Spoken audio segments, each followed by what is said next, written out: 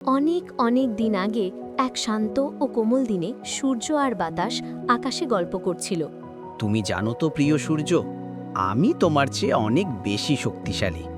আমি শুধু এক নিঃশ্বাসেই গাছকে দুলিয়ে দিতে পারি, পাহাড় কাঁপিয়ে দিতে পারি। তুমি এমন কথা বলছো কেন আমার বন্ধু? আমরা দুজনেই আমাদের নিজস্ব শক্তিতে সমান বলীয়ান। শক্তি মানে শুধু জোর নয়, কখনো কখনো তা মনের মধ্যেও থাকে।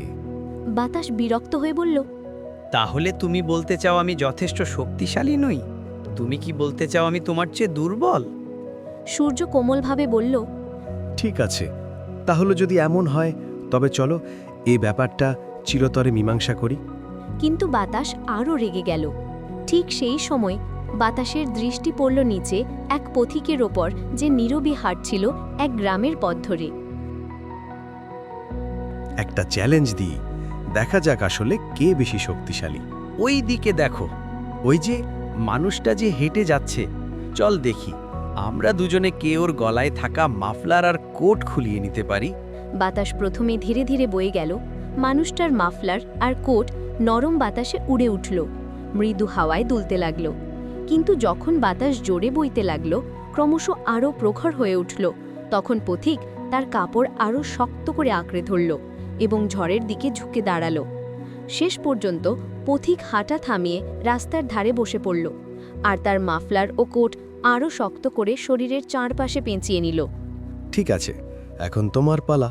দেখি তোমার নরম আলো আর নিঃশব্দ উষ্ণতা কি করতে পারে। কোনো কথা না বলে সূর্য মৃদু হাসল। তার কোমল উষ্ণ আলো মাটির ওপর ছড়িয়ে দিল। পথিক অনুভব করল এক ধরনের আরামদায়ক উষ্ণতা, যেন তাকে কেউ আলতো করে জড়িয়ে ধরেছে।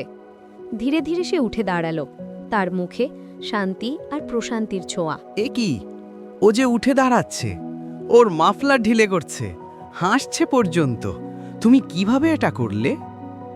সূর্য শুধু মৃদু হেসে বাতাসের দিকে তাকালো। আরেকটু উজ্জ্বল হয়ে উঠল তার আলো। ভরসায় ভরা সেই আলোয় পথিকের কপালে ঘাম জমল, আর কোমল উষ্ণতার স্পর্শে সে তার মাফলার ও কোট খুলে ফেলল।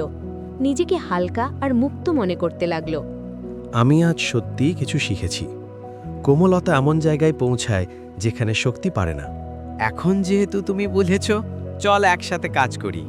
আমার উষ্ণতা আর তোমার হাওয়া মিলিয়ে যেন পথিকের যাত্রা আনন্দময় ও আরামদায়ক হয়।